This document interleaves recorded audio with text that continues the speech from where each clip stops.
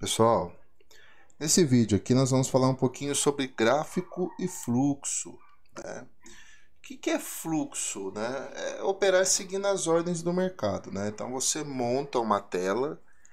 Infelizmente, com essa plataforma aqui, eu não tenho como montar uma tela parecida com a tela do pessoal que opera fluxo, tá? Eu não tenho, as ferramentas não estão liberadas nessa plataforma, tá? Como eu não opero o fluxo, para mim tanto fez ou tanto faz. Se tivesse liberado eu não ia utilizar, não está liberado, para mim tanto fez, tanto faz. Mas infelizmente para o vídeo aqui, não tem como eu montar uma tela como o pessoal costuma montar com Superdom, Times in Trades, um monte de coisas aqui. Tá, mas eu tenho, se eu não me engano aqui, o Times in Trades. Deixa eu ver aqui. Painel de cotação não está aqui. Estudos, ferramentas. Está aqui, ó. Aqui, Times in Trades. Pronto. Aqui. Aqui vocês estão vendo as ordens aí aparecendo na tela de vocês, né? Isso aqui é tudo, ó. XP está comprando 10 contratos. Deixa eu travar aqui um pouquinho e voltar. Espera aí. Aí, pronto, aqui. Tá vendo aqui, ó? Eu dei uma travadinha aqui só para vocês conseguirem enxergar. Senão fica muito corrido, vocês não conseguem enxergar. A XP está comprando 5 contratos da Ideal, né? Aqui o Ágora está comprando um contrato da Ideal. Ideal tá vendendo aqui feito doido a Ideal, tá vendo? E tem BTG, tem XP, tem Nova Futura comprando, a Ágora, que é do Santander, se eu não me engano. A corretora Ágora pertence ao Santander. Aí nós temos o JP Morgan, né? JP Morgan aqui, já é um banco americano, né? O JP Morgan, né? O JP Morgan, Morgan Stanley, né? Aqui o Morgan e o JP Morgan. Esse é o Morgan Stanley e esse é o JP Morgan, né? São dois bancos dos Estados Unidos, né?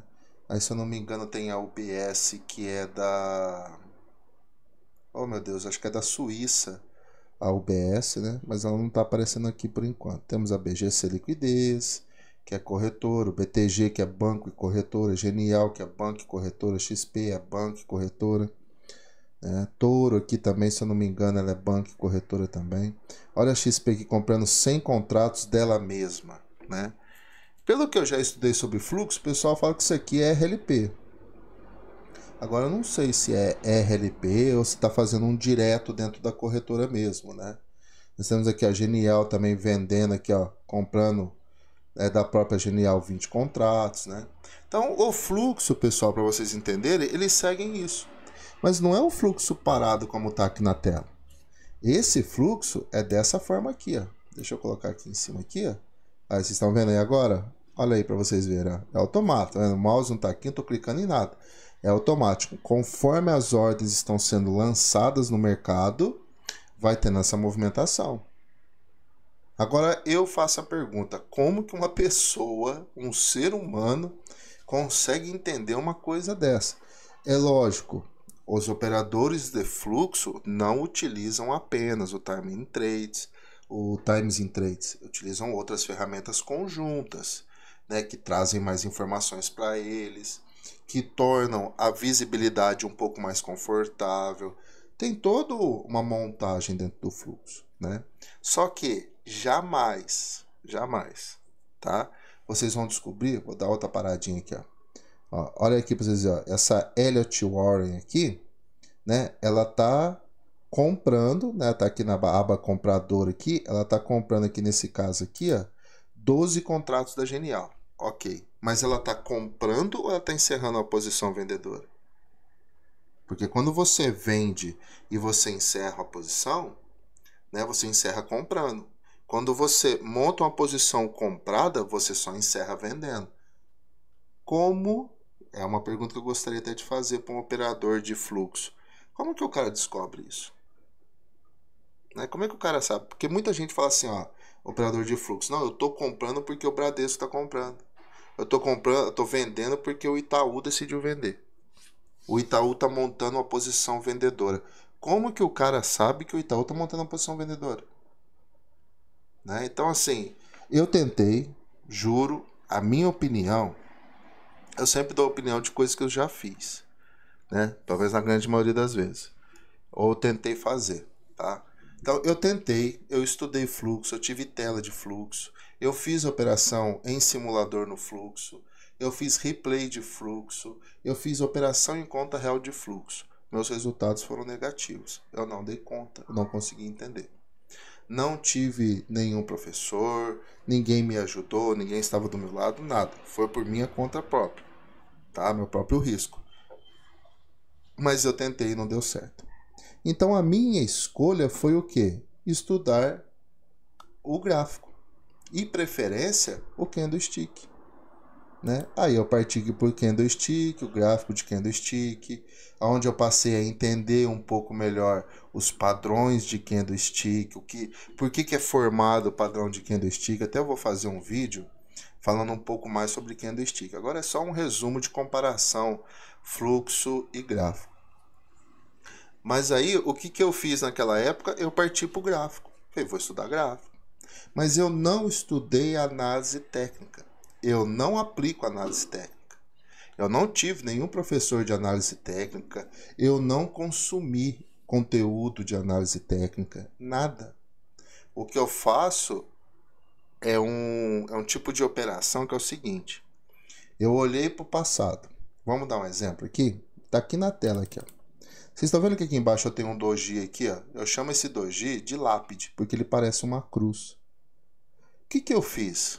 Eu olhei todas as vezes naquela época, né? Nos últimos 2 anos, se eu não me engano. Não, naquela época me dava um espaço maior. Acho que era 4 anos. 4 anos que eu olhava, né? Então, em 4 anos, eu analisei aproximadamente 1000 pregões. Desses 1000 pregões, eu anotei todas as vezes que esse lápide apareceu nessa configuração e não nessa aqui. Essa configuração qual que é? Mínima do dia. Então, todas as vezes que apareceu um lápide na mínima do dia, o que aconteceu depois? Né? Eu fui anotando. Então teve um dia que o mercado subiu, pagou tantos pontos. E eu fiz isso, pessoal, com muita coisa. Eu enchi, para vocês terem uma ideia, um caderno de 400 folhas, né, de informações. Eu nem tenho esse caderno mais. É um dos maiores arrependimentos da minha vida. E é difícil eu ficar arrependido de alguma coisa.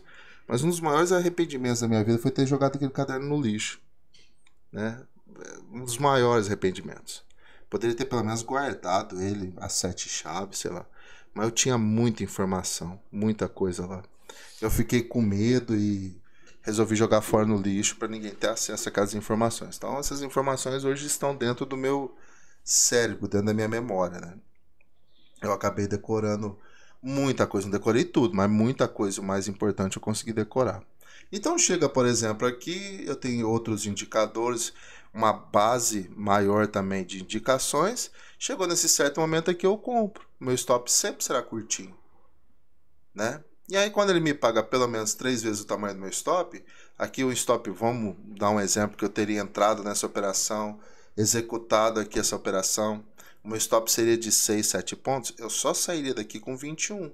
Ele chegou a pagar 21? Chegou. Aqui eu sairia. É o 3-1 que eu uso, né, de gerenciamento. Vai ter vídeo também falando sobre gerenciamento. Então foi isso que eu fiz. Muitas pessoas vão analisar as minhas operações e falam assim, não, mas aonde você está entrando é um ponto do SMC. Aonde você está entrando é a terceira perna de Elliott. Aonde você está entrando é um ombro, cabeça, ombro. Então, cada pessoa pode olhar as minhas operações e falar alguma coisa, mas não é isso que eu olho. Eu olho outras coisas.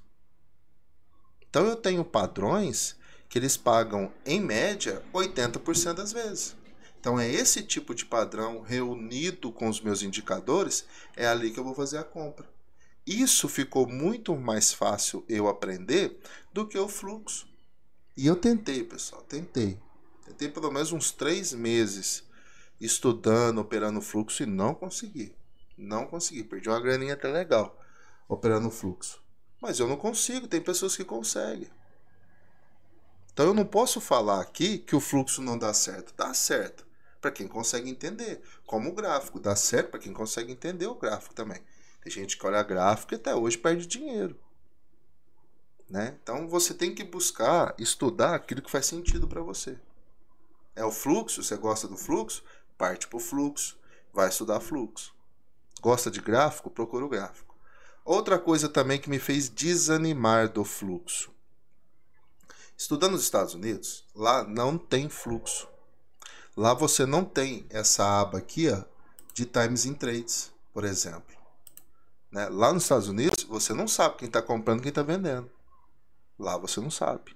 Você contrata uma corretora lá nos Estados Unidos, você baixa a plataforma, tudo bonitinho lá, você não tem Times in Trades. Acho que é só aqui no Brasil. Nem quando opera Forex. No Forex também você não sabe. Tá? E não pode saber. Você não pode ter essa informação. Aqui no Brasil, por enquanto, é liberado. Mas se eu fizer uma comparação dos dois, eu tenho fluxo e tenho gráfico. Qual tem a maior chance de não existir mais no futuro? É o fluxo. A probabilidade do fluxo não existir mais aqui no Brasil nos próximos anos, a probabilidade ela é maior comparada ao gráfico.